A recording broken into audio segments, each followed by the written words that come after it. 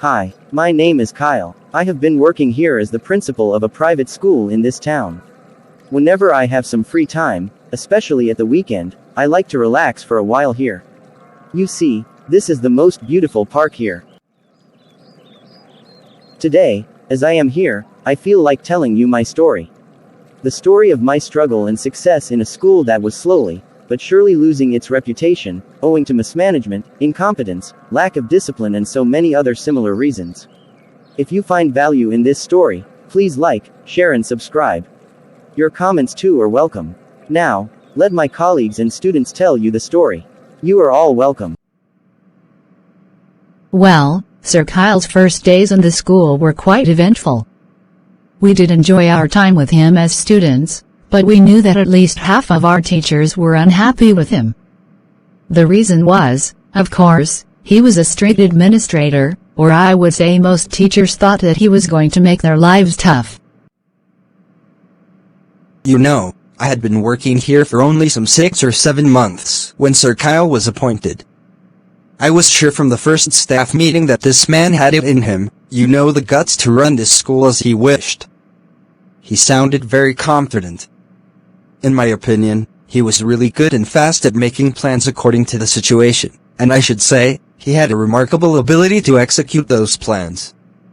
No matter who doubted it or who criticized it. He was very clear about what he was about to do.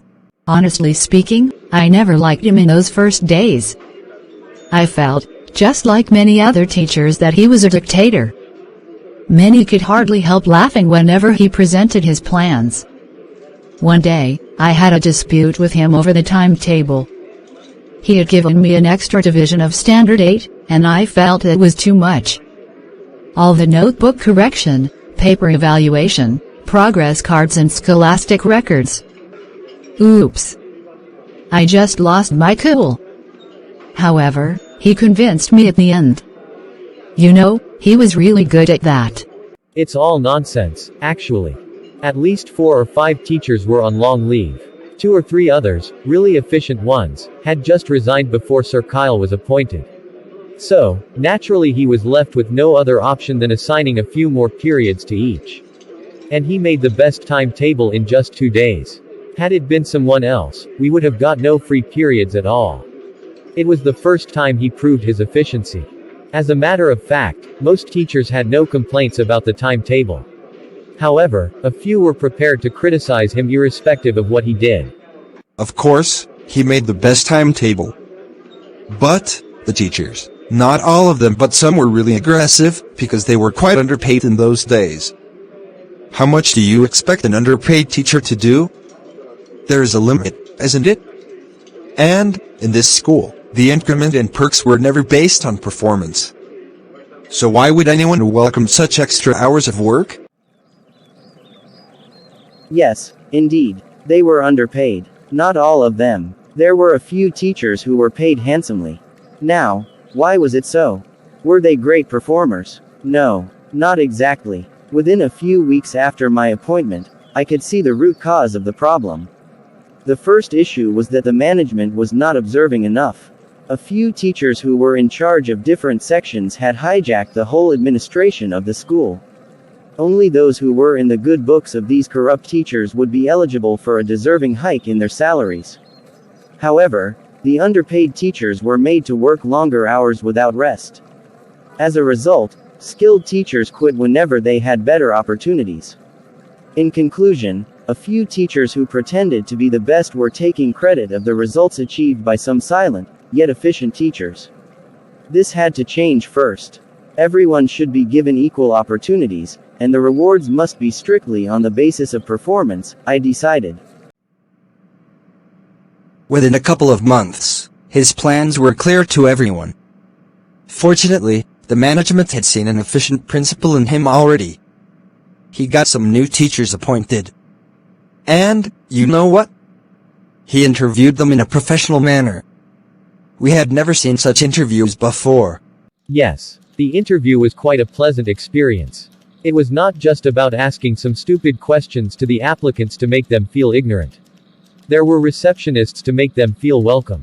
Each applicant was taken on a campus tour. Then there was a group discussion, demo sessions, a written test and then, the final interview for the shortlisted candidates. No wonder, he got the best of them selected. We were absolutely happy as we got very efficient teachers who made our learning an entirely different and pleasant experience. We understood that our new principal was extremely good at his job. But those corrupt teachers were not willing to accept the change. They influenced some parents who were on their side and made them complain against the new principal. These misguided parents wanted the principal to be dismissed.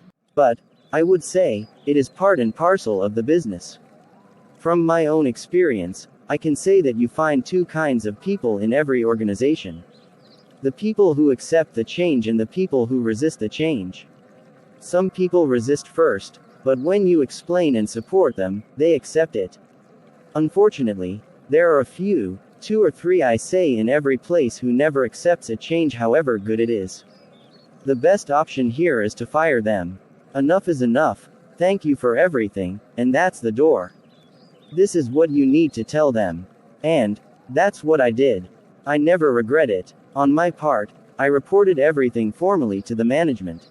The point was to keep them informed so that they could understand who was working and who was plotting.